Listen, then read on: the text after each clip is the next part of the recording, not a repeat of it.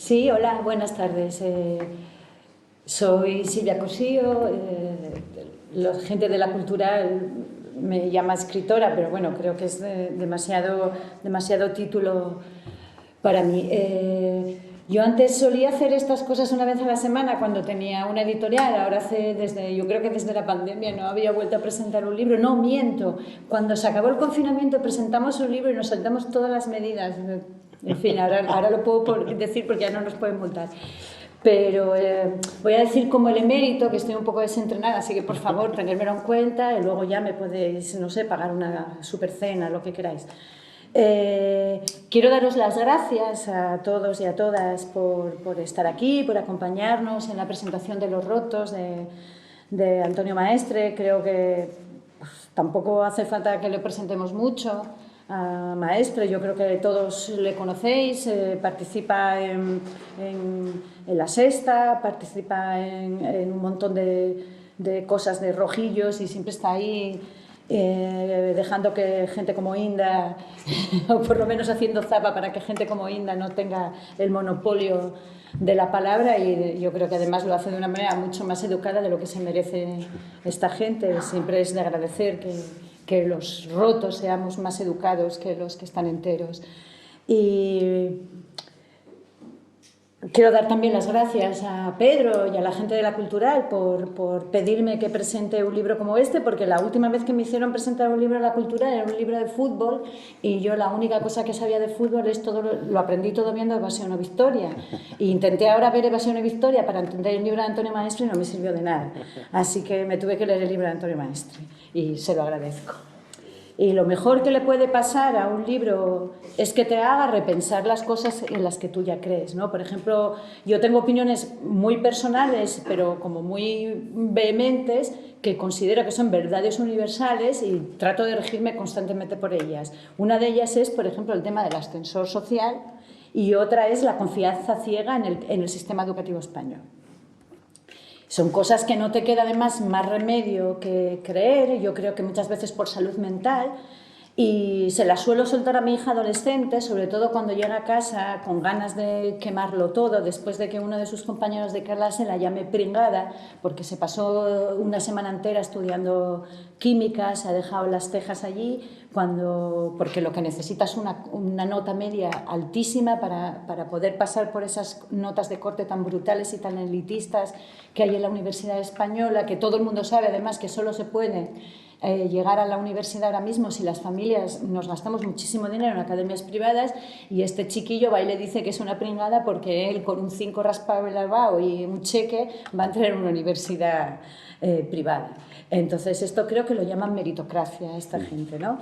Pues bien, tú lees Los Rotos y es la clase de libro que le da la razón a mi hija. O sea, hay que quemarlo todo y bien, o sea, bien. Ya iba siendo hora de que alguien dejara por escrito que la gente que lo quiere quemar todo tiene razón. A gente como a mí, yo creo que a casi todos vosotros, me separa, como a Clarice Starling, la del Silencio de los Corderos, una generación del hambre. O sea, mis abuelos llevaban monos azules, instrumentos de labranza también, porque algunos trabajaron la tierra. Mis abuelas araron hasta dejarse las uñas, limpiaron casas ajenas, vendieron leche de puerta en puerta, y una de mis abuelas cosió sujetadores en casa porque así el de la fábrica le tenía que pagar menos dinero que si iba a la fábrica. Así que yo creo que mi abuela fue una de las primeras falsas autónomas que hubo en este país. Ellos y ellas pasaron hambre, y estas cosas que a veces pasan, ¿no?, por una especie como de conjura milagrosa de condiciones históricas personales y del azar, vieron a sus hijos e hijas subir tímidamente el escalón social y a todos sus nietos y nietas ir a la universidad. Incluso vieron a algún nieto invirtiendo en bolsa, sin tener en cuenta este nieto que invertía en bolsa, que yo creo que todos y todas, empezando por mí, estamos a 10 meses malos de acabar en la misma casilla de salida por la que empezaron nuestros abuelos. Y esto, no lo sé, yo por ejemplo me di mucha cuenta cuando salimos del confinamiento. Yo iba por la calle y me di cuenta de que iba mirando casas ajenas, y iba pensando que quién había tenido un confinamiento habitable y quién no había tenido un confinamiento habitable. Y yo creo que además el confinamiento supuso un gran espejismo colectivo. Yo lo llamo la trampa del confinamiento, porque muchos de nosotros nos encerramos en casa, nos conectamos a Netflix, pero no vimos al ejército de personas precarias para las que no hubo confinamiento ni medidas preventivas, empleados de supermercado, conductores de autobús, personal de limpieza, los repartidores, las cuidadoras y también los obreros, que a veces se nos olvida que solo se paró la producción durante una semana, pero las fábricas siguieron en funcionamiento. Y esta gente tenía que salir todos los días a la calle sin saber qué era lo que estaba pasando fuera, sin saber cómo se contagiaba la gente, y al mismo tiempo tenían que ir evitando las agresiones que se hacían desde los balcones y a la policía, que les estaba constantemente pidiendo los papeles y cuestionando que tuvieran derecho a estar en la calle. Y sin embargo, cuando llegaron las vacunas, todos estos trabajadores esenciales, que fueron los que pusieron en marcha y hicieron que el país funcionara, a estos no se les tuvo en cuenta a la hora de vacunar, y como siempre pasa con los obreros, son los que tiran del carro y al final, cuando llegan los beneficios, son los últimos en recibirlos. Porque yo creo que es una cosa que a veces se nos olvida, que la clase social condiciona absolutamente todo en nuestras vidas. Incluso cuando crees que te has desprendido de la clase social de la que vienes, porque la forma en la que nos miramos nosotros todos los días al espejo no es la forma en la que nos ven realmente. Una de las grandes, yo creo que la gran derrota de la clase obrera, y por tanto yo creo que de la izquierda, porque hay que empezar a hablar que izquierda y clase obrera tienen que ir de la mano, está en el lenguaje. En el momento en que la mayoría de nosotros dejamos de llamarnos obreros y obreras y empezamos a llamarnos y pensarnos otra cosa. Y por tanto Los rotos habla de esto, habla de cómo tenemos que hablarnos y cómo tenemos que repensarnos, y es por tanto un libro político. Y es un libro político que además se refuerza con las vivencias del propio autor y las vivencias de otras personas, experiencias que son muy personales y a veces nos parece que son intransferibles y que no son comunicables a los demás, y en cuanto las ponemos en contacto nos damos cuenta que están todas atravesadas por los mismos prejuicios, las mismas reacciones y sobre todo por la misma causa. En esas vivencias que cuenta Maestre, además, yo no me identifiqué mucho personalmente porque yo, como he dicho, estoy a una generación de distancia, no son mis padres. Cuando lo que tú cuentas de tus padres, yo lo viví con mis abuelos, pero no con mi madre y mi padre, pero sí mi pareja. Mi pareja es hijo de un minero de Turón.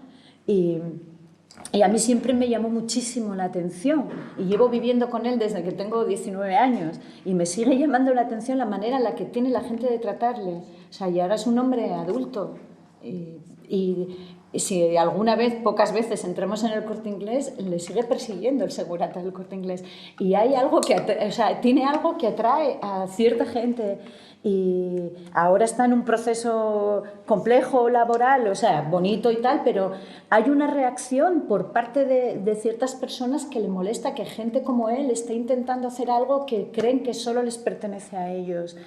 Y sí es verdad que yo, este tipo de miradas, porque lo ves, son las miradas burlonas, las palabras hirientes, este tonillo de suficiencia con el que te hablan, dices, también lo sentimos muchísimas mujeres, que hay una correlación, pero también lo sienten las personas migrantes, las mujeres y los hombres trans, que esta semana han tenido que aguantar los insultos de gente como Amelia Valcárcel o Errasti, al chico gay al que gritan cuando sale por la calle, la pareja de lesbianas que el otro día un taxista obligó a bajar de su taxi porque le daba mucho asco cómo se daban la mano, y que no se nos olvide las personas racializadas, que esto les pasa a todas horas, todos los días y en todas partes, porque somos todas y todos nosotras, somos todas nosotras diversas y estamos rotas y somos unas parias y somos clase obrera. Y esto no se nos debe olvidar, por más que algunos se empeñen en que la clase obrera solo puede ser un tipo concreto de persona y un tipo concreto de ser. Y hay una cosa que me encanta de este libro, y es que tiene un mogollón de mala leche. Hay mala leche en el libro. Y yo que vengo de dos tradiciones de tres tradiciones que son completamente contradictorias. Vengo del PC, luego del movimiento asturianista y vengo del 15M. Y sí es verdad que en el 15M aprendimos a ser como amables y a sonreír. Y eso fue muy importante, porque además yo creo que el ser amables, el ser educados y el sonreír es una cosa que a veces no esperan de feministas, no esperan de los pobres, no esperan de los rotos, no esperan de los obreros. Y muchas veces cuando se Lo que te encuentras es mala hostia por parte de esa gente. Cuando tú les contestas con educación y con sentido del humor, los desarmas. Sin embargo, en la mala leche es necesaria, porque no se nos puede olvidar de que estamos hablando de vidas que son muy duras, de vidas que están jodidas, vidas atravesadas por la enfermedad, por el abandono, por el abuso, por el agotamiento, la miseria, las carencias, el hambre y muchas veces la vergüenza de verte que estás en esa posición. Y entonces sí, yo creo que todos tenemos derecho, como lo haces tú, pero mucho más educado que yo, de decirle a alguien, váyase a la mierda, o sea, váyase a la mierda. Y lo haces además sin caer en la otra trampa en la que está cayendo una parte de la izquierda, que es esta nostalgia, o sea, esta especie de infantilización y contar y convertir las historias tan duras en las que se han vivido y que han vivido, que estamos viviendo, o que vivieron nuestros abuelos, nuestros padres o nosotros mismos, en una especie de contito de hadas simplificado, ¿no? Porque tú, en este caso, no lo haces. O sea, estás hablando de tu abuelo y de tu abuela, estás hablando de tu madre y de tu padre, como podrías estar hablando, como yo a veces hablo de mi madre y de mi padre, de los padres de mis amigos o de mi pareja, que es la mayoría de la gente con la que nos relacionamos, que son personas reales, a las que queremos o quisimos o no queremos en absoluto, pero con las que tenemos que convivir y que tienen su parte positiva, pero que también han sido injustos y han sido violentos. Es decir, no podemos pensar que alguien por pertenecer a la clase obrera es una buena persona. De hecho, no podemos pensar esto y pensar que solo la gente justa y buena persona se merece tener una buena vida justa. Porque no es verdad, o sea, todos venimos ya con la dignidad de serie. Y es exigir que todos tengamos las mismas oportunidades y una buena vida no tiene nada que ver con nuestros defectos y nuestras virtudes morales. Es verdad que yo aviso, el que busque una solución en este libro, una receta o ni siquiera un panfleto a favor de algunos partidos políticos, se va a llevar un chasco. Y yo, como no lo buscaba, lo agradezco profundamente, agradezco que dejes las puertas abiertas a la reflexión. Si es verdad que en contrapartida obtenemos al final del libro una lista de lo más interesante y muy potente de recomendaciones, tanto literarias como cinematográficas, que yo creo que a veces es lo que realmente necesitamos en nuestra vida. O sea, eso. Y dejas una advertencia izquierda y una... Creo que lo estoy haciendo mal, izquierda, derecha, siempre lo digo. Una advertencia a la izquierda y una advertencia a la derecha. A la izquierda nos recuerdas que el concepto de clase obrero es mucho más amplio, diverso y abierto, inclusivo y emancipador que ciertos sueños nostálgicos de algunos que además son como muy constreñidos y que no te dejan escapar. Y a la derecha nos avisas que la rabia, que es lógica, que se siente cuando te ves que estás roto, no se puede volcar jamás en aquellos que están peor que nosotros, porque esos son los cantos de sirena que llenan las carteras de los de siempre y las cunetas con los de siempre.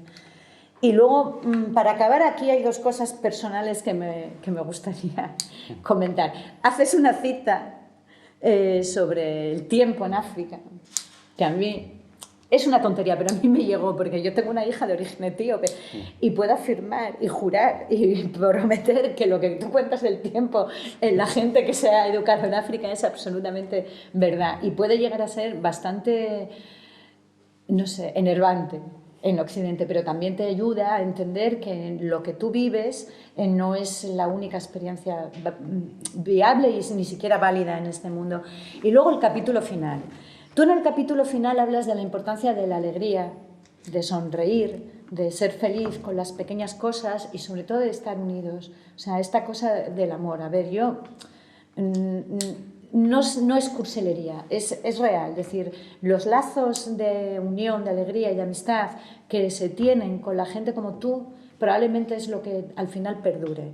Y yo esto, que lo vives constantemente, me gustaría contarlo porque hace 2 semanas estuvimos en una manifestación por la oficialidad del asturiano y yo, a ver, decir, los del asturiano somos los parias entre los parias, porque a los de la derecha nos consideran unos paletos y unos abertzales loquísimos. Pedro, tápate los oídos. Y cierta gente de la izquierda nos considera que somos una especie de pequeños burgueses que nos estamos distrayendo de la gran lucha final. Y al acabar la mani, no sé cómo lo hicimos, pero acabamos recogiendo gente, así como hormiguitas. Mira, está ahí Richie, que estaba con nosotros. Y acabamos en el patio de un restaurante vegano, además. Ojo ahí, que esto puede ser anatema. Y acabamos gente de Podemos, gente rejonista, acabamos bablistas, acabamos comunistas y comunistas yolandistas. Y acabamos cantando habaneras y jotas y tonada asturiana. Y de verdad que... O sea, me di cuenta de que a veces la vida es eso. Y eso es como acabas el libro. Yo creo que con ese final que tienes en el libro es mejor que soltar luego, yo qué sé, 50 capítulos explicándonos cómo tenemos que emanciparnos, porque creo que la verdadera emancipación de la clase obrera es llegar a ser feliz. Y ya está. Ay, no, espera, que tengo unos minutos de publicidad. Que me dice la gente de aquí, de la Cultural, que mañana a las 5 de la tarde en la Escuela de Comercio, perdón, que no me entiendo la letra. A las 5 de la tarde tenéis los 400 golpes de Truffaut, que mola mucho, además está en versión original, pero a las 7 de la... y el sábado, perdón, el sábado. Pero a las 7 de la tarde es muchísimo mejor porque tenéis Perdición de Fritz Lang, que es como muchísimo mejor y que además podéis ir porque es gratis y ya está. Y ahora dejamos a Antonio Maestre.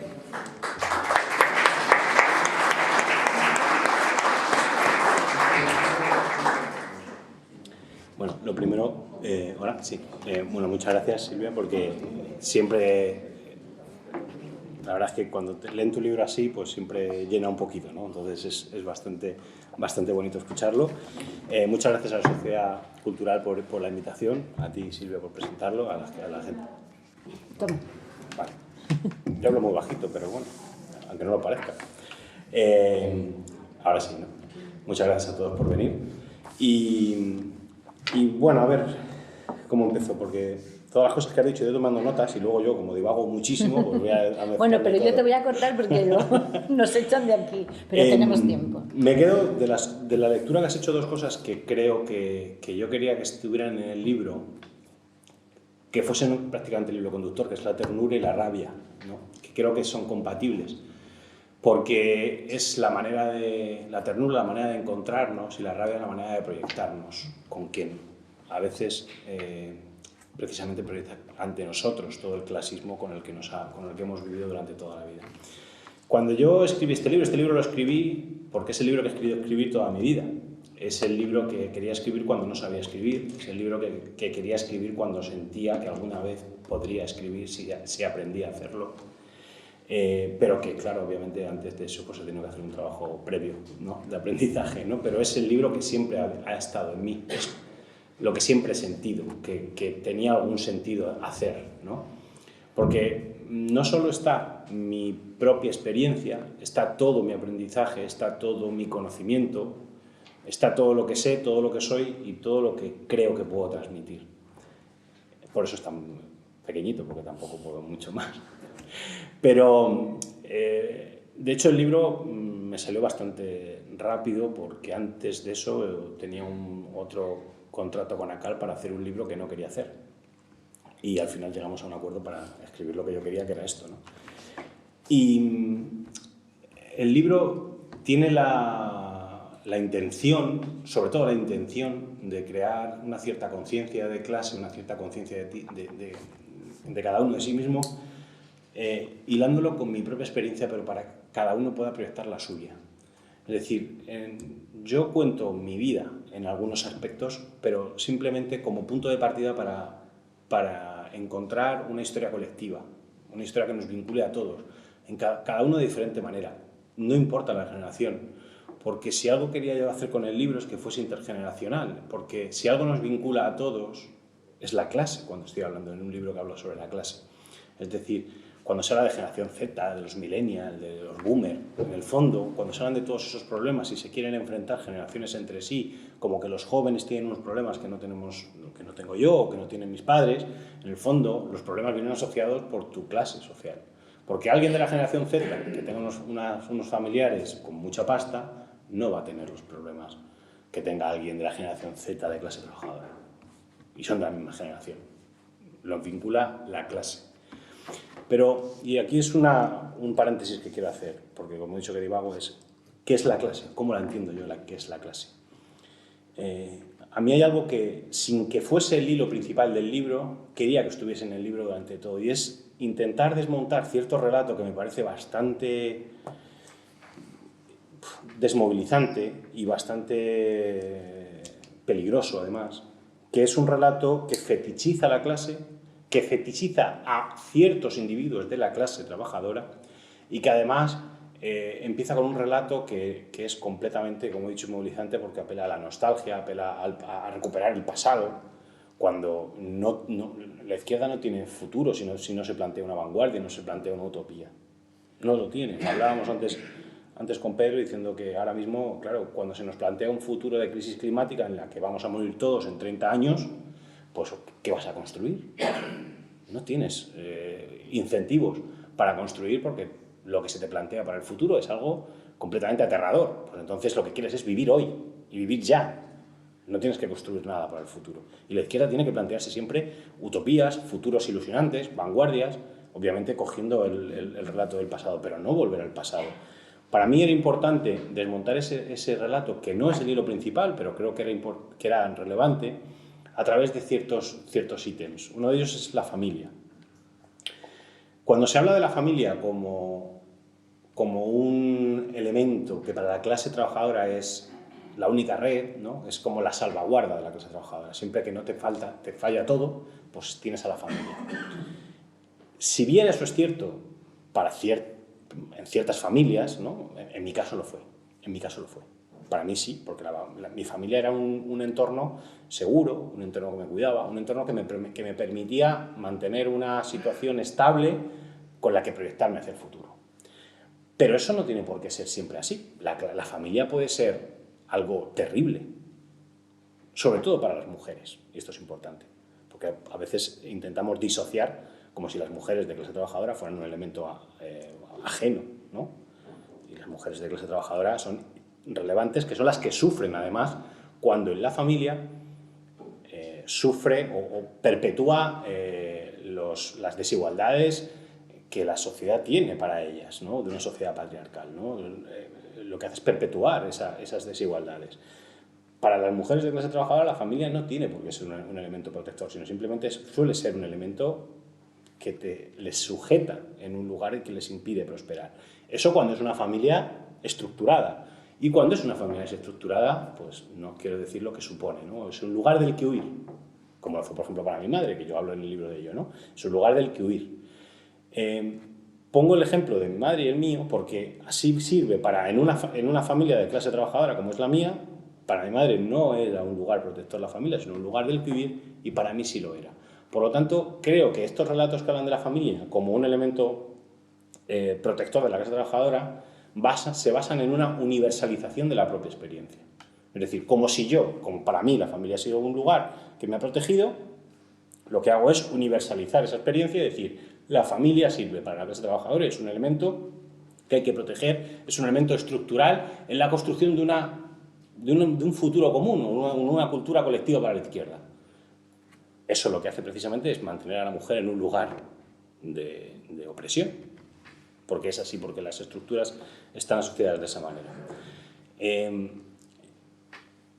Ese fetiche de la familia como un elemento también sirve para fetichizar, como se suele hacer con la clase trabajadora. A la clase, ¿qué es la clase? La clase o la gente, muchos problemas en la izquierda porque suelen hablar de la clase como el obrero blanco, en lugares fabriles, que prácticamente ha desaparecido. Si yo ahora aquí pregunto ¿cuántos de vosotros trabajáis hoy en una empresa, una gran empresa fabril, un gran núcleo empresarial con capacidad para sindicarte, con un gran núcleo de población? Si levantamos la mano, ¿cuántos de aquí podríais consideraros que sois una clase obrera tradicional? Hoy, aquí.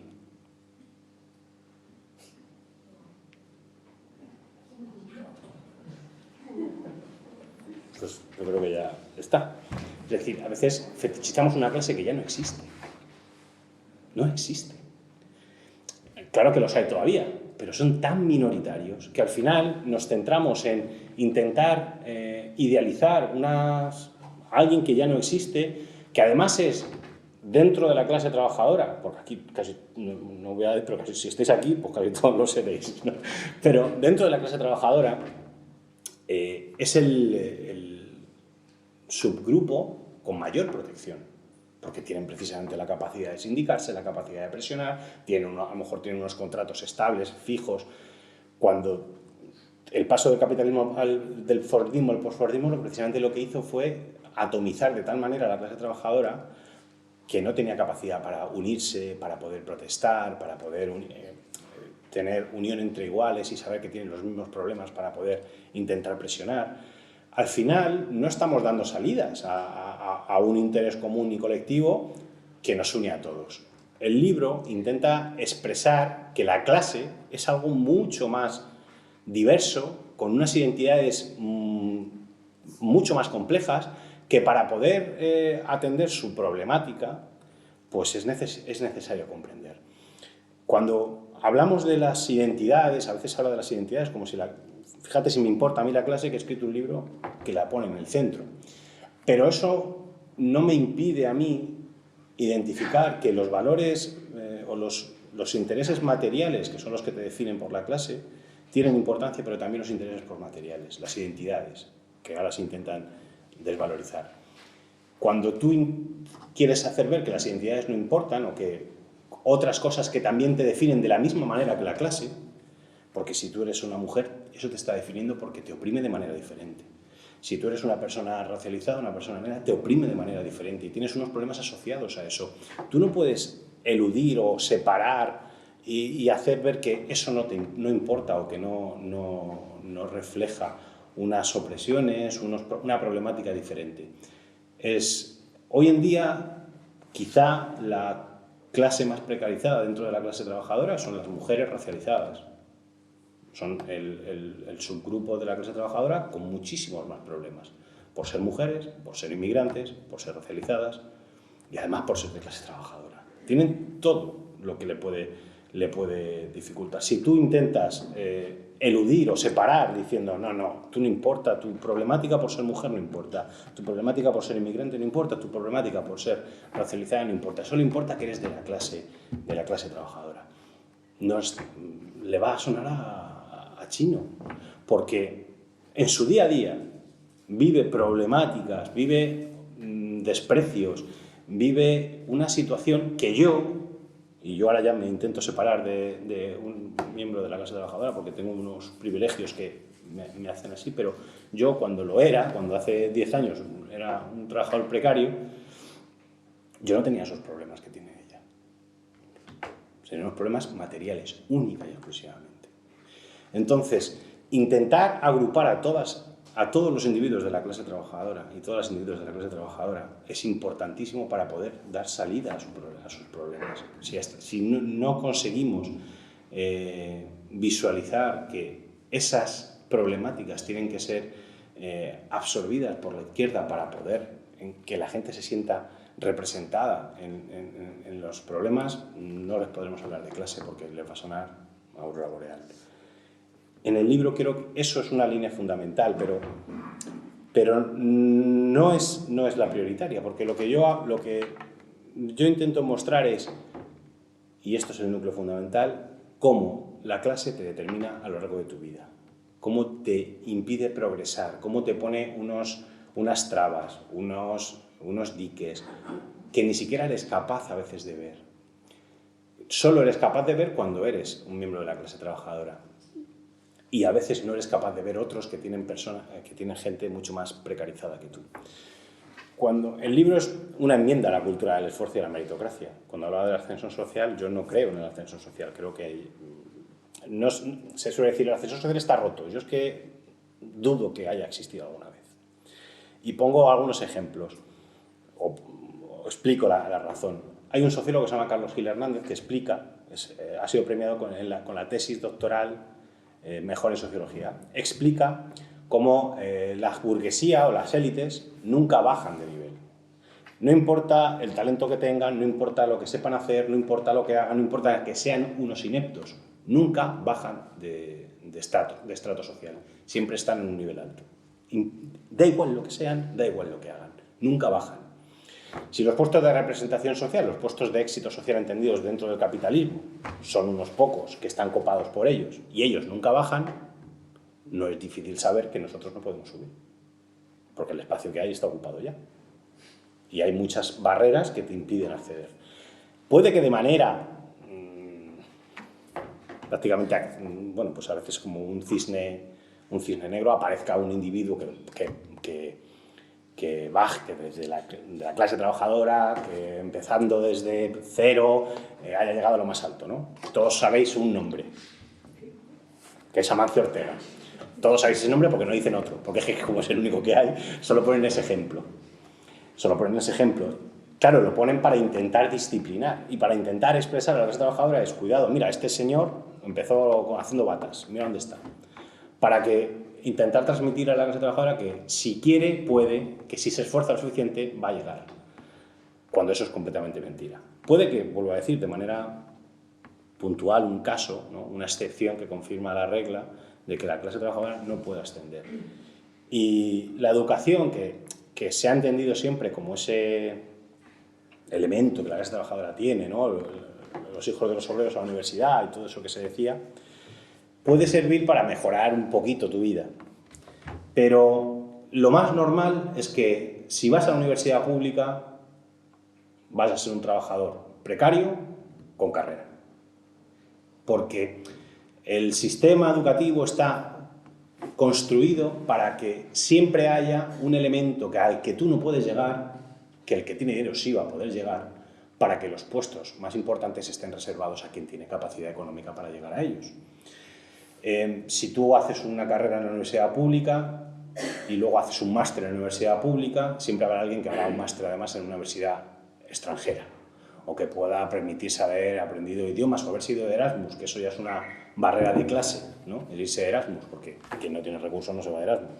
Yo cuando estaba en la universidad y me decían, voy a informarme sobre Erasmus, me dice, me dan 20.000 pesetas. Digo, yo 20.000 pesetas al mes, digo, ¿y cómo me voy yo fuera del extranjero con 20.000 pesetas? Era imposible, ¿no? Siempre hay una barrera, se crean barreras además cada vez más importantes para que la gente de clase trabajadora no tenga acceder, que no tenga recursos. El plan Bolonia fue eso, es decir, crear un año más de máster porque eso significaba más recursos económicos. Pero además es que no importa, da igual que tú hagas un máster en la universidad pública, porque siempre habrá algo que te impida acceder. En el periodismo se ve, por ejemplo, con el máster del país. Quien quiera trabajar en el país, pues necesita un máster. ¿Cuánto vale? 12.000 euros. Es una barrera de clase. Nunca vas a poder llegar a ciertos niveles porque siempre se te va a poner esa barrera. Y solo es posible pasar barreras con dinero.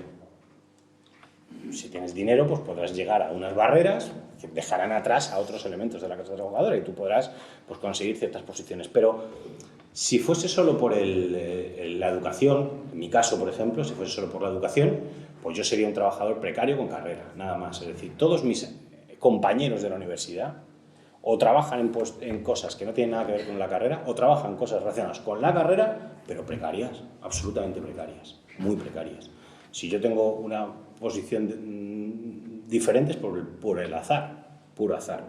Y desde luego es importante que no creas que si lo consigues por el azar, no creas que es por tu esfuerzo.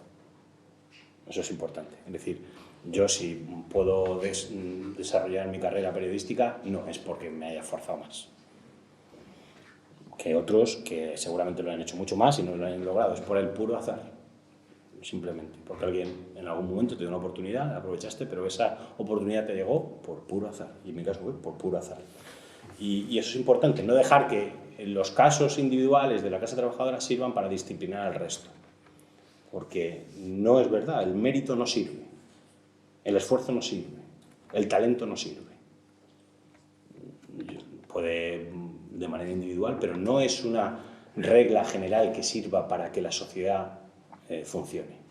Porque desde luego quien está en las posiciones de representación, quien está en los puestos de poder, no tiene nada que ver con el mérito ni con el talento, tiene que ver con el capital social. Sobre todo con el capital social, es decir, a quién conoces, cuál es tu familia, cuál es tu posición previa antes de llegar a ciertos lugares, es decir, sobre todo a quién conoces, con quién te relacionas quién te puede conseguir un puesto de trabajo, quién te puede conseguir una beca, quién te puede conseguir ciertas cosas a la que tú ni siquiera tienes conocimiento de que existen. Es decir, recuerdo, hace poco me pasó una cosa que fue muy curiosa, es decir, no tiene nada que ver con la educación, pero tiene que ver con las ayudas para los coches eléctricos, ¿no?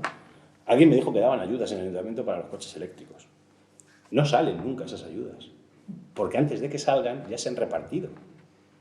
Porque alguien me lo dijo, supe que existían. No aparecen en ningún sitio, porque en el momento de que salen, antes de que salgan publicadas, ya están repartidas.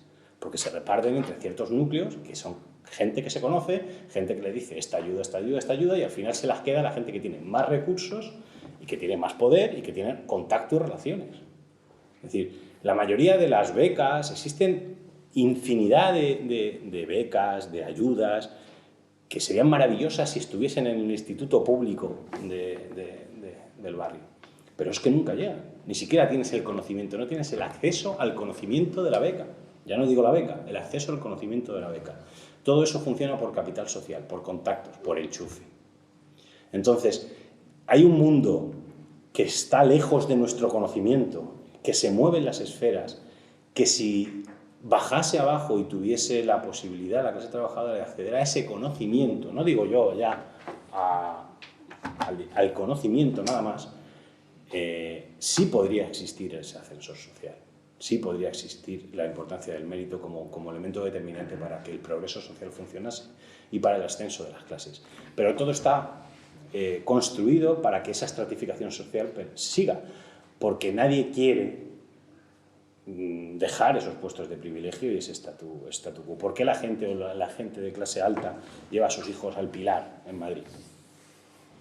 Pues no porque la educación sea mejor en el Pilar, sino porque allí en el Pilar se consiguen los contactos y las relaciones que te van a permitir que esa red de endogamia siga sin que exista filtración de abajo arriba, para que no pueda acceder otra gente que no sean ellos simplemente, ¿no? Cuando hablaba precisamente de que nosotros, cuando somos de clase trabajadora, conocemos ciertos elementos que nos permiten saber cuán difícil es la vida solo por nuestro origen, también decía que a veces no somos conscientes, hay un capítulo que se llama También eres un burgués para otros, en el que no somos conscientes hasta qué punto existen dificultades añadidas, que hablaba precisamente lo del tiempo para la gente africana, que yo cito una frase de Richard Kapuscinski, porque me contaban a mí, porque en este libro intento escuchar a mucha gente precisamente por eso, porque hay cosas de las que no eres consciente de que ocurren. Me contaban cómo una persona que trabaja con refugiados, me contaba que había que hacer un trabajo muy importante con ellos, con algunos de ciertos lugares del África subsahariana sobre todo, para explicarles que tienen que llegar a una hora a la entrevista de trabajo, porque el concepto de tiempo para ellos es que no tiene que ver con el nuestro.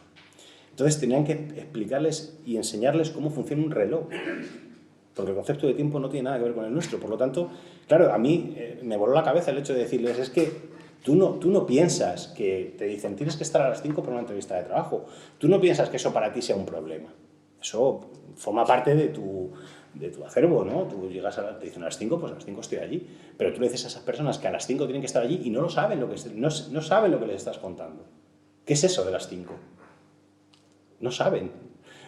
¿Cómo esos problemas que tú no eres consciente de que existen, esas barreras que no eres consciente de que existen, que tú las tienes también por ser miembro de la clase trabajadora, y que alguien que es un burgués no es capaz ni de imaginarse, tú también tienes ese problema con otras gentes que tienen otros problemas asociados.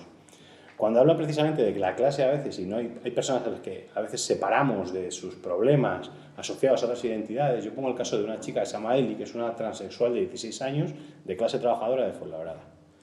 En una charla sobre qué querían ser, bueno, cuáles eran sus aspiraciones para el futuro. Una niña de 16 años dice, yo lo que no quiero ser es una puta. Tiene 16 años, es transexual, sabe que su futuro lo más probable es que sea ese. ¿Quién de nosotros puede imaginar eso con 16 años, cuando éramos alguien de clase trabajadora? ¿Quién se puede imaginar que eso está en su cabeza?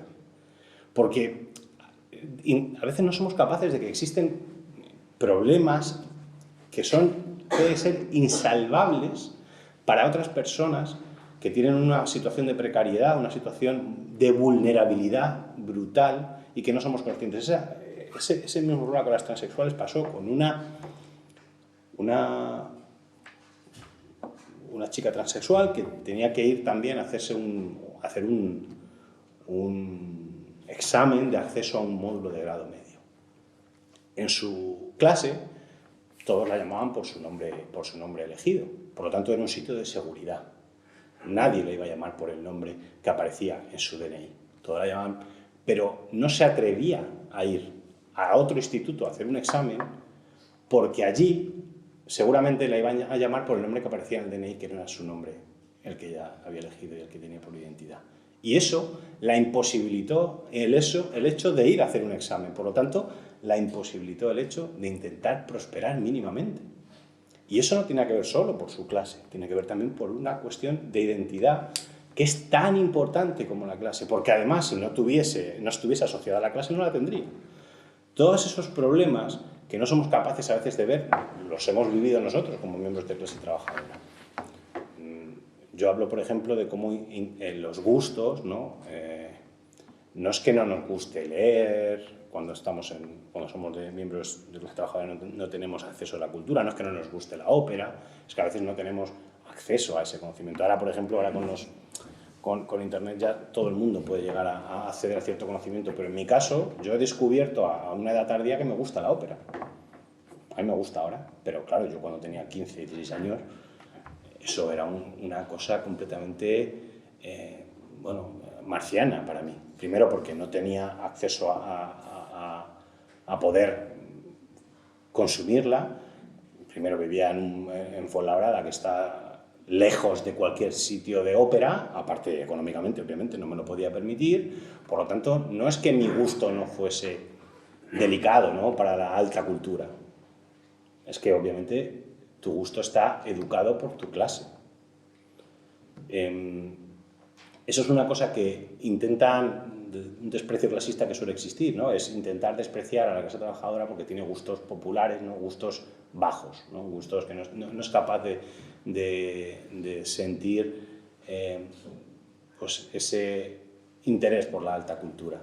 Pasa también con la estética y pasa hasta con la gastronomía, ¿no? Hay un capítulo que yo me quedó grabado que habla estaba viendo la televisión, un programa de estos Madrid Directo, supongo aquí, pues a lo mejor hay alguno de estos así que sean igual, ¿no?, en el que salen, pues son como muy un fanzine, ¿no? Y había un señor partiendo jamón, ¿no?, estos 5J, 3J, no sé, muchas Jotas tendría, estaba partiendo jamón. Y le pregunta a la reportera, ¿y esto quién consume? ¿Quién se come este jamón, ¿no? Y el que estaba partiendo jamón decía, ¿esto a quién le gusta lo bueno? Y claro, se me quedó grabado, digo yo, no señor, esto nos gusta a todos. Le gusta a quien puede pagar esos 200 euros el kilo por ese jamón, pero nos gusta a todos. Pero se asocia a que la clase trabajadora pues tiene que comer chope porque es lo que le gusta, no porque no tiene el paladar preparado, ¿no?, para esas delicatessen. Esto se ve en muchísimos casos. El caso de, Isabel Díaz Ayuso cuando bromeaba, ¿no?, sobre las pizzas, ¿no?, lo que le daban las pizzas a los... no, que encima que les he dado pizzas, bastante, porque no se asocia que la clase pueda tener, asociada a la clase pueda tener una alimentación sana, una alimentación... No, esto de cualquier cosa que puedes dar, te comes y bastante tienes con ello, ¿no? Hay casos, pasa con... Un caso que cuento también asociado a la alimentación, que tiene que ver, que contaba en Sada, que los concejales se habían quitado parte de su dinero para dar una especie de ayuda a alguna familia para que pudiera comprar la comida de Navidad. Y cuando dieron el bono, la familia pues compró una comida de Navidad, ¿no?, pues compró marisco para la comida de Navidad. Y se montó un escándalo en Sada como diciendo, ¿pero cómo? Encima que le damos dinero se han comprado marisco. Y el desprecio clasista que supone que tú les das un dinero y encima decides qué se pueden comprar, qué pueden comer, cuál es demasiado gusto para ellos o cuál es algo que eso no se pueden permitir porque se lo estás dando tú y porque eso para ellos no, pueden comer pues una pizza, chope, pero marisco. esos elementos que van asociados siempre con ese... No es que lo diga yo, Bourdieu tiene un tratado que habla precisamente sobre el gusto, ¿no? Que habla de cómo la clase, cómo influye el gusto y cómo influye en la clase, que importan porque todos estos elementos separados nos aportan una mácula de clase. Hablabas precisamente de tu compañero, ¿no? Como que la gente le ve y que, bueno, que casi le persigue literalmente le persigue. Me lo creo, yo me lo creo. Es decir, durante esa mácula de clase, de eso no te desprendes nunca. De eso no te desprendes nunca. Se te reconoce el origen del que vienes siempre. Eso lo aprendes cuando te relacionas con ellos, con esa burguesía en ciertos estratos, ¿no? Yo he sufrido desprecios clasistas toda mi vida, pero desde que ahora que trabajo en medios de comunicación y en lugares en los que supuestamente pues, somos pocos los que somos de mi origen, en esos lugares lo vives de manera constante. Decía Juan Marsé que se notaba, ¿no? Que un dominguero con un hombre de clase trabajadora se ponía una chaqueta que era como un elegante a destiempo. Y eso lo aprendí durante muchísimo tiempo, porque cuando tú vas a una entrevista de trabajo, la primera vez que te pones una chaqueta, y yo no sé por qué, te pones una chaqueta y no te queda bien. Es decir, no sé, luego lo aprendí que es que no es lo mismo comprarte una chaqueta de soldillo que una bien elegida que te la corten y tal, pero claro, tú los veías a ellos con la chaqueta que le quedaba con un pincel, te ponías la chaqueta y se te notaba que no te has puesto una chaqueta en la vida. No sabías por qué, pero se te notaba. Y si lo notabas tú, imagínate lo que notaban ellos. Hay un extracto de cuento de Inés Hernán, que es una reportera que sale ahora en Place y bueno, es una periodista que presentaba Eurovisión también, que fue una entrevista de trabajo y ella pues iba a la entrevista de trabajo vestida pues como iba habitualmente, no tenía ningún problema, no se veía mal. De hecho, cuando tú te vistes de domingo, te ves maravilloso. Ahora te juntas con la clase alta, te vistes de domingo y pareces el que pone los canapés, es que es literal. Entonces ella iba a la entrevista, entonces le preguntó a la entrevistadora, ¿por qué te has pintado las uñas de rosa? Entonces ella es que ni había sido consciente de que se había pintado como se las pinta siempre. Y decía, y lo pongo escrito en el libro, dice, es que se me veía Carabanchel en las uñas. Es decir, existe algo que tenemos que en cuanto ocupas ciertos estratos, ciertos lugares donde se mueven otras élites, te identifican. Es que te identifican, o sea, saben de dónde vienes, sabes lo que eres. Por eso, una de las cosas que yo hice cuando trabajé en los medios es no disfrazarme. Es decir, dije, pues me van a ver los tatuajes. Porque lo que no iba a permitir, si ya me lo iban a notar, por lo menos lo que yo quería era pues hacer gala de ello. Es decir, que si me despreciaran, que se viera, por lo menos de dónde venía, quién soy, que se me notara. Si me iba a notar, por mucho que me ocultara, porque no me lo iba a ocultar, porque de hecho es una de las cosas que siempre he sufrido esos desprecios, es decir, por los tatuajes, por el origen, ¿no? Como que, bueno, intentan como hacer burla, ¿no? De dónde vengo. Pues como ellos intentan hacer burla, lo que hago yo es una especie de judo existencial, y en ese hablo de la rabia, ¿no? Es decir, pues les devuelvo el desprecio de clase. Muchas veces, cuando hablaba de mandarlos a la mierda, a veces lo he hecho, no igual así, pero lo he hecho. Pero es cierto que ellos no soportan que en una situación de privilegio, como son un debate en televisión, es un espacio de privilegio. Eso hay que dejarlo claro, es un espacio de privilegio porque tienes una voz en un sitio en el que puedes exponer tus ideas hacia todo el mundo y puedes influir. Es un espacio de privilegio. Y ellos no soportan que ese espacio de privilegio esté copado por personas de origen social humilde. No lo soportan, no lo llevan bien, que les puedas mirar a los ojos y les puedas establecer en ese debate, en un debate de igualdad. Por eso soportan mucho peor que haya alguien como yo que les rebata. No lo soportan, lo llevan muy mal. Muy, muy, muy mal. O sea, es decir, yo he notado... hay cosas que se pueden ver en televisión, pero hay otras cosas que no se ven en televisión. Y que yo sí las noto y las veo. Es decir, yo he notado personas que llegan ahí muy eminentes, ¿no? Y saludan a todo el mundo y a mí no me saludan. Porque es como que, bueno, tú eres bueno, pues yo me imagino, pero vamos, se nota bastante. Muchos desprecios de ese tipo yo los he notado De hecho, hay gente que, por ejemplo, que les caigo muy bien, porque luego la gente cuando me conoce yo soy majo, en general. Entonces, pero públicamente no pueden hacer, no sé, yo noto que públicamente no pueden mostrarlo. No se dejan mostrarlo. De hecho, hay gente que me ha llegado a decir, no, hombre, aquí no puedo... Me ha llegado a explicitar más o menos que una cosa es que me lleve bien cuando no nos ve nadie, pero que cuando nos ven, que yo soy yo. Y eso ha sido constante. Y además son desprecios que solo sabemos ver los que los sufrimos y los que lo habréis sufrido durante muchísimo tiempo. Es decir, son cosas que, pues eso, que al final acabas naturalizando, ¿no? Acabas naturalizando porque las vives durante muchísimo tiempo. Yo trabajé en una productora de cine donde trabajaban gente de la bobós, ¿no? Gente de la burguesía bohemia, ¿no? O sea, gente como de izquierdas, ¿no? Pero bueno, pues eso, de la izquierda divina, ¿no?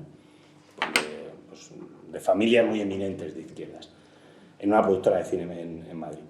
Y yo recuerdo que, claro, a mí me había cogido mi jefe, que era el del departamento técnico de materiales de una distribuidora y productora de cine, me había cogido porque en el currículum yo había puesto, iluso de mí, pues todos los trabajos que había tenido. Ya había puesto que había trabajado en unas cárnicas, de reponedor, de jardinero, pues todos mis trabajos los que había tenido, no había tenido otros. Y los había puesto en el currículum para trabajar en una productora y distribuidora de cine.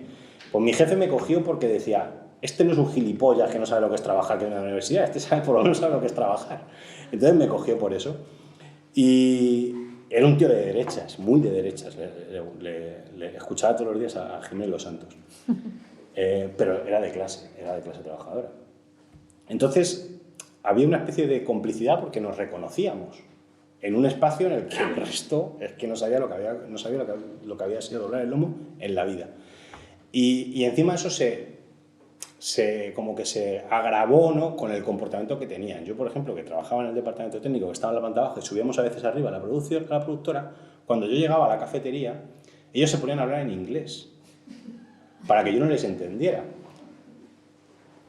Hombre, algo de inglés entendía, es decir, pero ellos daban por hecho que que viene de Fuenlabrada y que se dedica a coger las cajas, las copias de 35 milímetros para meterlas en el camión, pues no tiene ni puta idea de nada. Y hablaban conmigo en inglés, pero además es que era muy descarado. Llegaba yo y se ponían a hablar conmigo en inglés para que no me enterara de lo que estaban hablando. Luego yo llegaba abajo y se lo contaba a mi jefe y nos descojonábamos de ello, pero molaba que ellos se pensasen que yo era tonto. O sea, yo lo explotaba, que se pensaban que era tonto, porque me contaban cosas que luego yo se las conté, pero cosas hasta delictivas que hacían. Y luego se las contaba a mi jefe y pues eso, nos reíamos de ellos. Pero esos desprecios clasistas aprendes a vivir con ellos y a utilizarlos a tu favor. Aprendes a utilizarlos a tu favor, precisamente por eso, porque te desprecian y como te desprecian te minusvaloran. Y es bueno que te minusvaloren. Es bueno que te minusvaloren. Porque durante muchísimo tiempo yo eso lo he utilizado. A mí que la gente me desprecie, que me minusvalore, mejor, hacedlo. Hacedlo, todo lo que queráis. Que ya nos encontraremos en algún sitio. Y de intentar devolverles todo ese desprecio y hacer esa especie de judo existencial, a veces devolverles también el desprecio de clase, que eso también es muy sano, porque te llena un poco a veces el corazón, ¿no?, el llenarles y el devolverles ese desprecio de clase.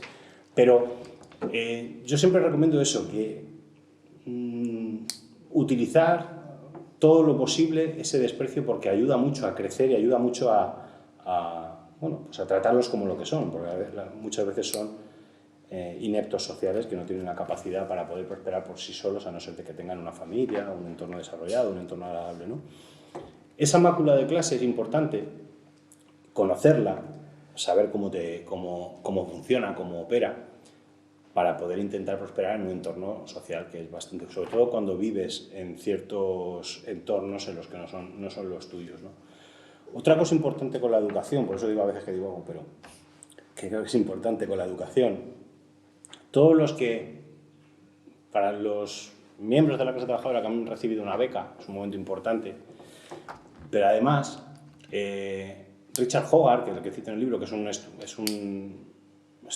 estudio de los estudios culturales de la clase trabajadora, que tiene un libro que se llama El analfabetismo de la clase trabajadora, de los años 50, habla de cómo los becarios son una especie de subclase dentro de la clase trabajadora en sí mismo. Porque yo durante muchísimo tiempo sentí vergüenza de mi origen, de mi clase. Yo sentía vergüenza. porque yo vivía en un barrio en el que a mí me gustaba leer, tenía intereses culturales e intelectuales y en mi barrio no podía desarrollarlo. Primero porque mis amigos eran un grupo un poco de masculinidad tóxica, en lo que no me importaba era el fútbol, pegarte, ser el más fuerte. Entonces el hecho de decir que tú lees ¿qué lees? No te voy a decir aquí, me voy a poner de cultura, que lees, te feminizaba. Era muy curioso, te feminizaba y te hacía débil, te provocaba bullying. Es decir, tú no podías decir que leías, porque eso te provocaba un problema y tú tenías que sobrevivir en un entorno y entonces lo dejabas a un lado, ¿no? Pero claro, obviamente todo ese entorno te hacía sentir cierto desprecio a la gente con la que te rodeaba, a la gente de tu clase, primero porque no tenía los mismos intereses que tú y porque encima te insultaba, te despreciaba porque tú sí los tenías, ¿no? Eso provocaba que tú quisieras huir de tu entorno, huir de tu barrio, huir de tu clase y querías ascender precisamente a esos lugares, a unos entornos que tú además tenías muy mitificados. Todo el mundo ahí con su libro, con su copa de vino, pues estas cosas que piensas, ¿no? Que luego no existen en ningún sitio, pero bueno, tú te las creías, ¿no? O por lo menos si existen, yo no las he visto, ¿no? Tú tenías esa especie de idealización de ese entorno al que tú querías acceder, querías llegar y querías intentar dejar al lado tu barrio, tu clase, tu entorno. Cuando llegabas mediante una beca, porque no había otra manera, para intentar llegar a la universidad, ahí empezabas a encontrarte con otra gente, de otras clases, de otros entornos, y entonces empiezas a sentir lo que Didier Ribon, que es otro sociólogo francés que habla en su libro de Retorno a Reims de esto, la vergüenza de clase y el desarraigo. Existe un desarraigo porque no te sientes a gusto en el lugar de donde vienes, es un lugar del que quieres subir porque no te ha sido cómodo, te ha sido hostil, pero en el lugar en el que llegas tampoco te sientes cómodo porque ellos todo lo que hemos hablado de la mácula, del desprecio clasista, no te ven como uno de los suyos y esos comportamientos a ti tampoco no estás acostumbrado a ellos, porque en el fondo tú te has criado en otros entornos.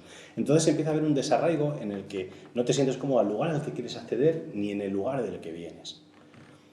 Solo se salva de uno de esa situación cuando consigue aceptar que del lugar de donde viene, no renegar de sus orígenes y saber que en el lugar del que viene es el que le crea la mejor versión porque es el que le ha conformado. Hay una frase de una película de Carlos Rodríguez Colas que se llama Chavalas, que dice la chica se va del barrio, pero el barrio no se va de la chica. Porque así opera la gente los miembros de la clase trabajadora que llegan a ciertos espacios en la universidad. Cuando intentas llegar a ciertos espacios y no reniegas de tus orígenes, nunca vas a sentirte a gusto en esos lugares. Ese desarraigo es importante porque opera de la manera en la que es cuando aceptas que no vas a llegar a esos lugares, que no te van a aceptar en esos lugares, que nunca vas a ser de los suyos. Porque los tuyos son los que te han desarrollado en el barrio. Esa es tu clase, ese es el lugar al que tienes que estar. Es el lugar que tienes que dignificar, del que te tienes que sentir orgulloso. Porque es el que te ha creado. Es decir, tu mejor versión siempre es la que recoge todo aquello que le ha creado, que le ha conformado, que le ha desarrollado, en el que conoce cuáles han sido las dificultades que ha tenido para llegar, sabe que por poco que tenga, todo el esfuerzo que ha conseguido, que ha tenido para lograr ese poco, ha merecido la pena o a veces nos despojamos de esa especie de triunfo capitalista que te dice que el desarrollo o el éxito social es tener tener éxito económico, tener un lugar de representación social, porque el éxito no es eso. Eso no es el éxito. Yo digo que a mí el éxito, lo digo al final del libro, que para mí el éxito ha sido el poder arreglar el baño a mis padres durante la pandemia. Es decir, todo el dinero que yo he conseguido ganar, para mí el éxito es eso. Es decir, no es otra cosa. Es que mi labor, que mi trabajo ha servido para algo que de verdad me llene. Y eso que me ha llenado y que me ha hecho sentir bien no es lo que la gente entiende dentro del mundo capitalista como el éxito. El éxito no es eso. Pero a veces cuando nosotros nos dejamos influir por las dinámicas capitalistas o las dinámicas del éxito entendido dentro de una sociedad como en la que vivimos, pues al final implica que nos vayamos a sentir frustrados siempre. Porque como nunca vamos a lograr lo que se entiende como éxito en una sociedad como esta, nos vamos a sentir frustrados siempre, nunca vamos a ser felices. Si no somos felices, nos sentimos frustrados porque no encontramos el desarrollo social tal y como nos lo han planteado, nos quedan dos salidas. Una es la rabia, la ira, y la otra es la depresión, la ansiedad. Y esas salidas las podemos encontrar, podemos darle salida de una manera. Si la rabia y la ira la canalizamos a través de encontrar salidas comunes, colectivas, sindicarnos, asociarnos, entrar en movimientos sociales que nos permitan pues, darle una salida colectiva a esa ira o a esa rabia, pues por lo menos encontraremos un cierto desahogo. Pero cuando la frustración por no encontrar una posición acorde a la que el sistema nos ha intentado llevar, pues al final acabamos en la depresión, la ansiedad, y acabamos en el lorazepam, acabamos en el Lexatin, acabamos en la depresión, en el psicólogo, porque es imposible, siendo de la clase trabajadora, sentirnos siempre a gustos con la posición en la que se nos ha ubicado. Mientras no encontremos, hasta que no encontremos una posición en la que ese éxito o esa manera de desarrollar nuestra vida no está acotada por cuál es el lugar que el sistema nos dicta que es el éxito, tendremos un grave problema físico y emocional. Y voy a acabar con lo que intenta el libro. Simplemente que nos pongamos las gafas de clase, igual que el feminismo se ha puesto las gafas moradas y ha encontrado un lugar que da respuestas a su situación. Cuando yo leí a autores como Bourdieu, como Hogarth, como Moribón, me sentí bien porque me di cuenta, pude intelectualizar mi condición y me di cuenta de que lo que me pasaba a mí durante tantos años, la situación que yo había vivido en la que me sentía siempre mal por no conseguir lo que yo quería, que lo que me pasaba a mí no era porque me llamara Antonio, era por pertenecer a una clase determinada, que me determinaba, que me impedía, que los métodos de reproducción social impedían que yo pudiese llegar a los lugares en los que el sistema me había dicho que eran accesibles. Es decir, hablaba Durkheim, ¿no?, de la anomía, ¿no?, es decir, de crear unas expectativas a la sociedad que luego la sociedad, o al individuo, que el individuo luego no puede cumplir. Cuando me di cuenta de que esas expectativas que me había creado la sociedad y que no las podía cumplir no por llamarme Antonio, sino por pertenecer a una clase social determinada, eso me ayudó a ser feliz, me ayudó a poder limitar cuál va a ser mi lugar de progreso. Es decir, sé que hay un techo de clase, sé que no voy a poder pasarlo, sé que, está en mi posición, sé que jamás voy a ir más allá de donde estoy, que no sé cuál es el lugar, pero más allá, esto es mi tope, que por la clase a la que pertenezco no voy a llegar nunca más allá. Lo sé, eso te libera de una manera brutal. ¿Por qué no quieres acceder a un lugar donde no puedes? Dejas de intentar subir las escaleras porque sabes que han cortado los escalones. Por lo tanto, no te hace sentir frustrado. Sabes que es tu situación, sabes que vas a hacer lo que puedes, sabes que por mucho que te esfuerces vas a llegar a un lugar determinado y que los lugares con los que te habían enseñado a soñar están ocupados y no se van a desocupar. Y si alguien los ocupa, no vas a ser tú y no van a ser los de tu clase. Si luego lo consigues por azar, pues oye, mira, son bien sobrejuelas, ¿no?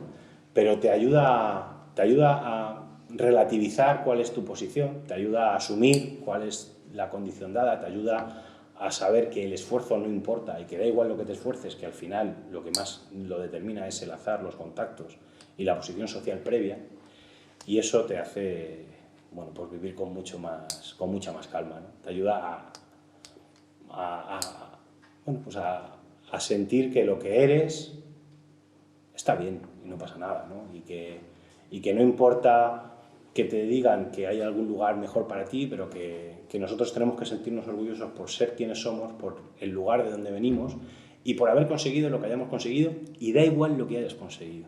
Porque a lo mejor lo que has conseguido es con todo el esfuerzo, seguro que con mucho más esfuerzo que los que tienen éxito, entendido, y que si no has conseguido salir de una situación precaria, desde luego seguramente sea mucho más por tu condición social previa que por todo el esfuerzo que tienes. Así que sintámonos orgullosos de lo que somos, que está muy bien.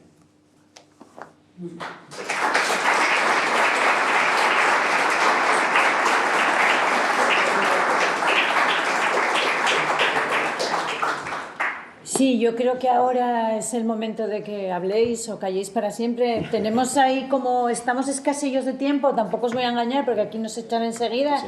Y yo soy de cortar si veo que...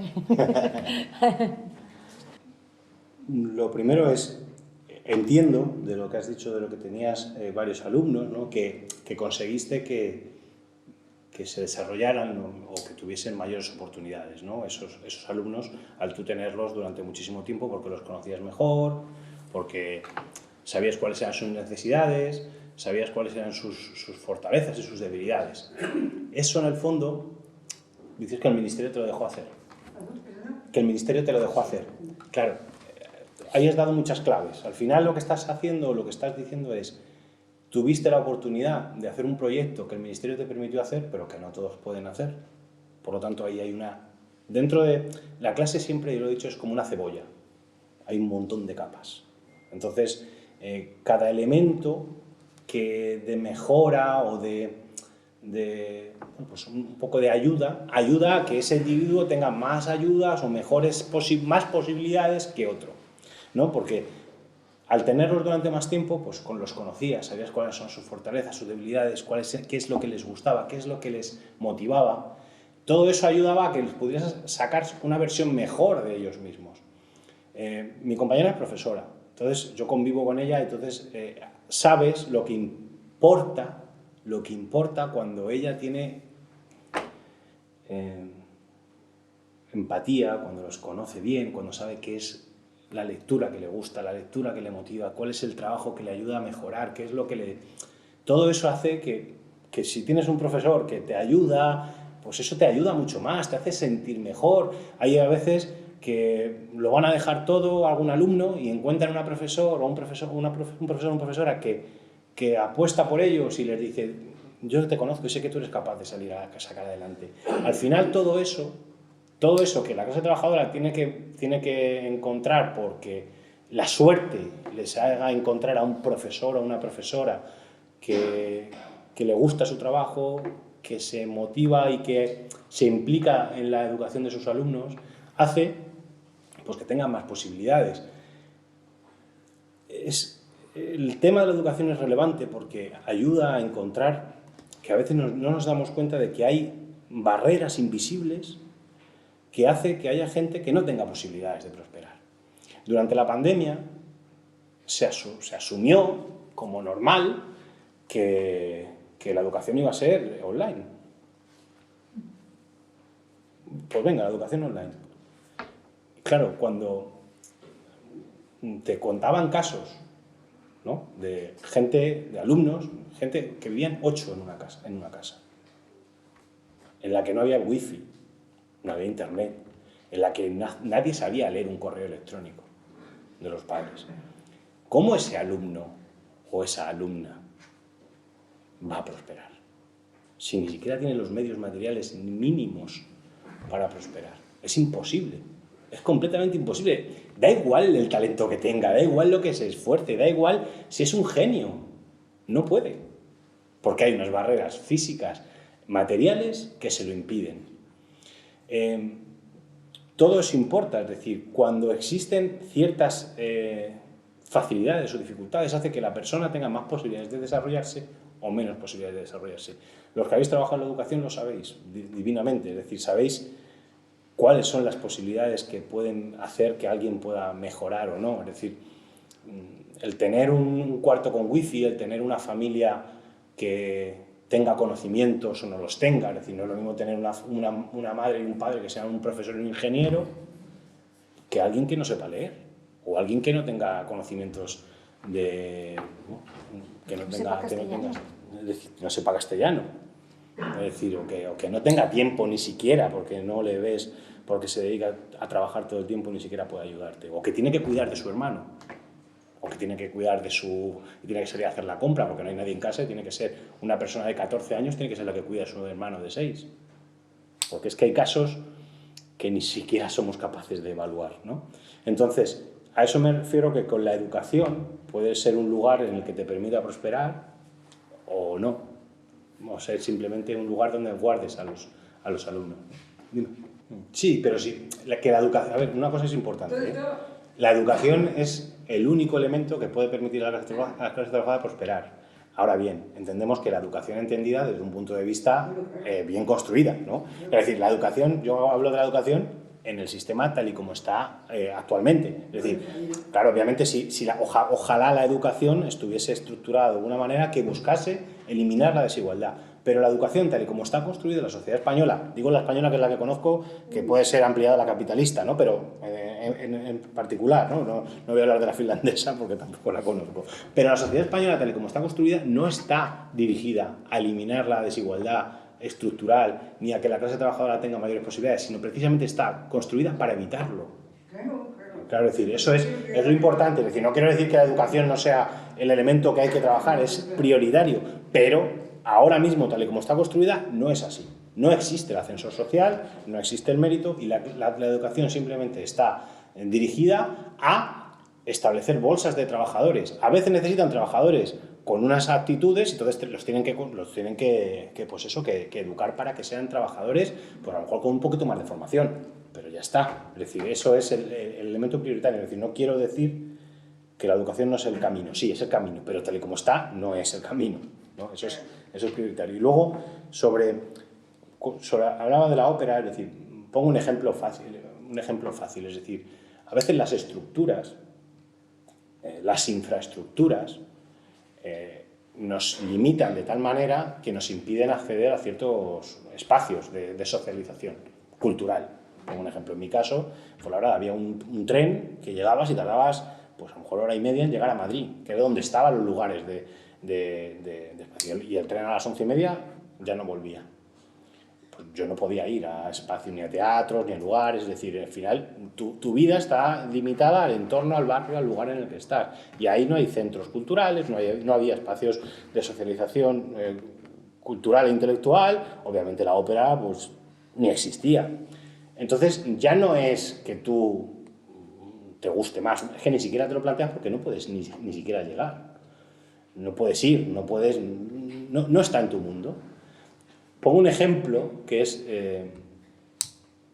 que hoy, estudiantes que le preguntaba, una profesora les preguntaba qué querían, ¿no? Cuál creían que era su espacio, o qué es lo que buscaban para poder intentar pues, mejorar.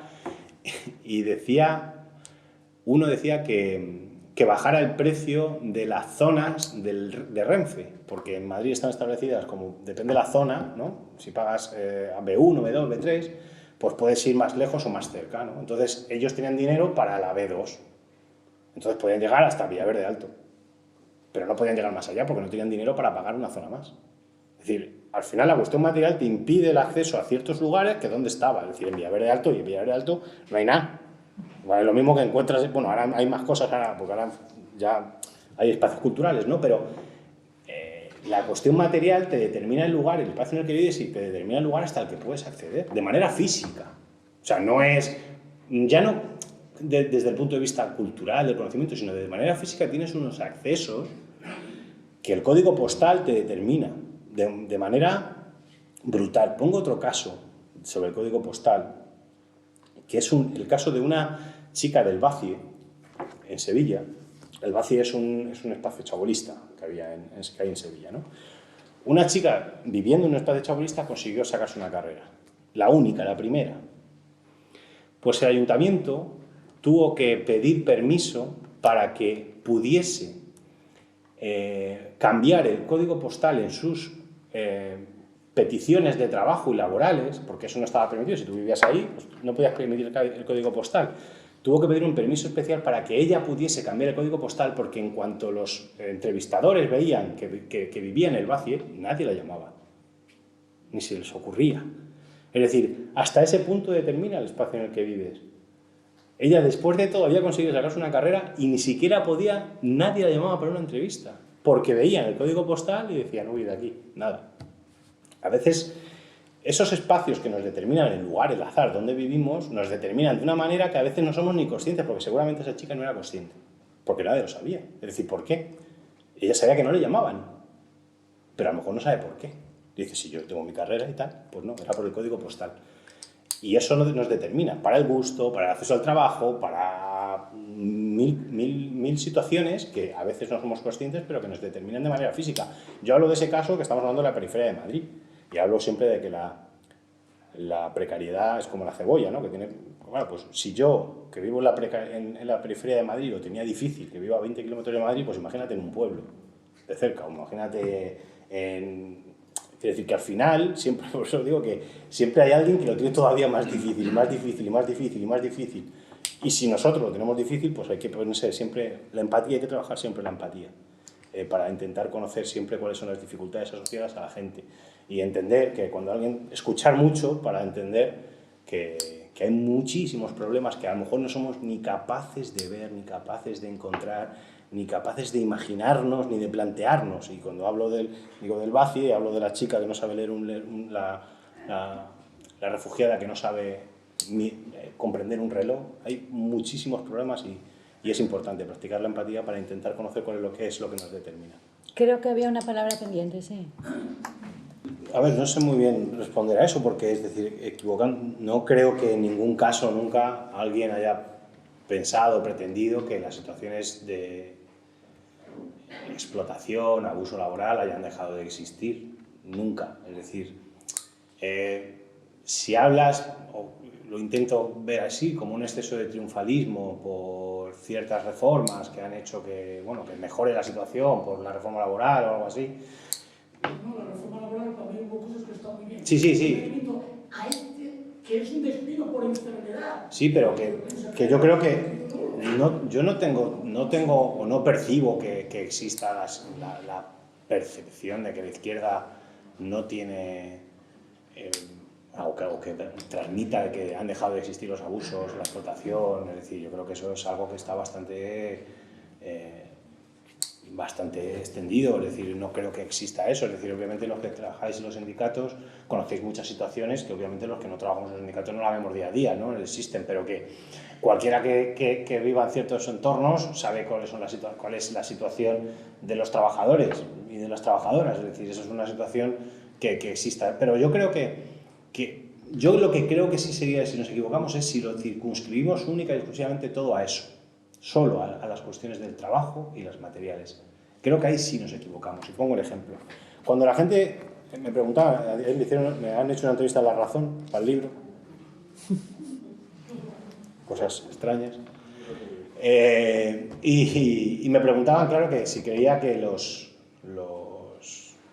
eran tontos los obreros que votaban a la derecha. Y creo que ahí es donde nos equivocamos. A veces hacemos una percepción de que los trabajadores tienen que votar a la izquierda porque la izquierda es la que le va a dar salida a las cuestiones materiales porque es la que se preocupa de su situación laboral. Y nos dejamos a un lado. Creo que si algo pecamos la izquierda es precisamente de solo circunscribirnos a las cuestiones materiales. Porque nos creemos que alguien de clase trabajadora tiene que votar a la izquierda porque es pobre o porque es precario.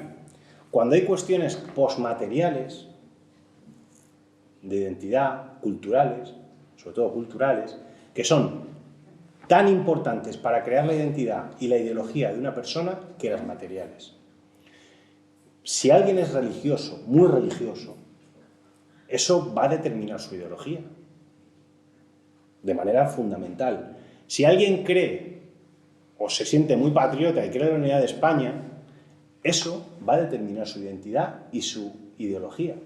Si alguien considera o le gustan mucho los toros y cree que los animalistas son unos, pues estos que están ahí todo el rato comiendo flores, eso va a determinar su identidad y su ideología.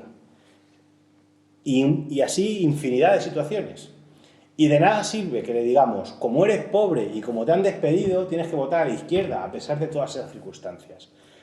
Y yo creo que ahí es donde nos equivocamos. No en, cuidado, que en esto yo estoy alejadísimo, no en decir, pues como hay gente que cree en la unidad de España, pues la izquierda tiene que ser viva España y todo esto. O que si alguien cree y la izquierda tiene que copiar. No, basta con comprenderlo, que funciona así la identidad, con comprender que funciona así la conformación cultural identitaria de las personas.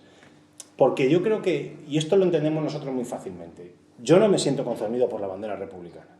Yo no, es decir, hay gente que sí, yo no es algo que a mí me pone la bandera ninguna, pero hay gente de la izquierda que sí, ¿verdad?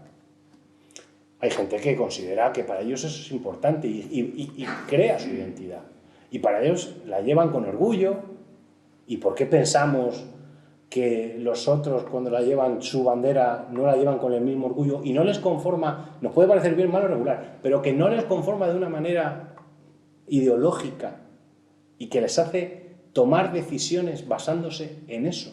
Porque si para nosotros es importante otras cuestiones y que nos conforman y que nos hacen ser lo que somos y que son relevantes a pesar de que sean simbólicas, sean de identidad, ¿por qué pensamos que para ellos no lo es?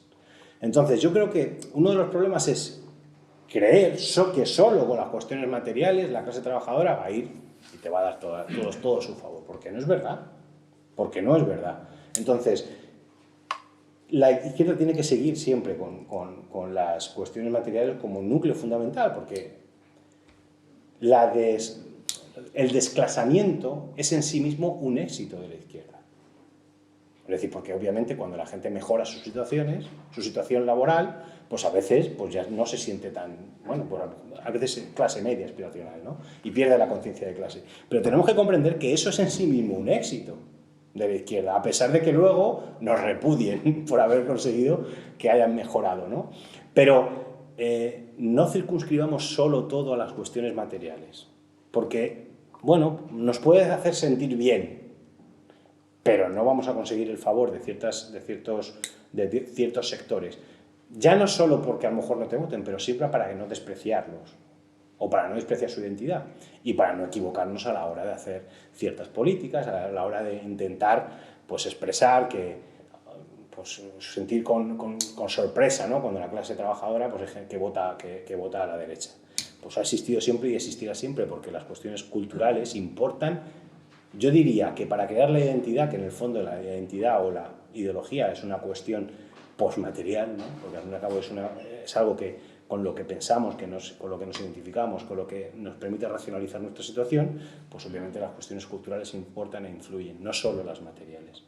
Porque si hay alguien que piensa que el aborto es un asesinato, por mucho que sea una persona humilde, que la estén explotando en el trabajo, pues lo va a seguir pensando. Y a lo mejor para él es tan relevante y tan importante que no hay otra cosa más importante que eso. Y eso es algo que tenemos que entender. No tenemos que justificar, no tenemos que defender, pero entender. Bueno, creo que tenemos que ir acabando la parte oral, pero creo ahora llega la parte escrita del examen y firmará ejemplares. Antonio, tranquilamente, yo me voy a levantar para dejar de y muchas gracias por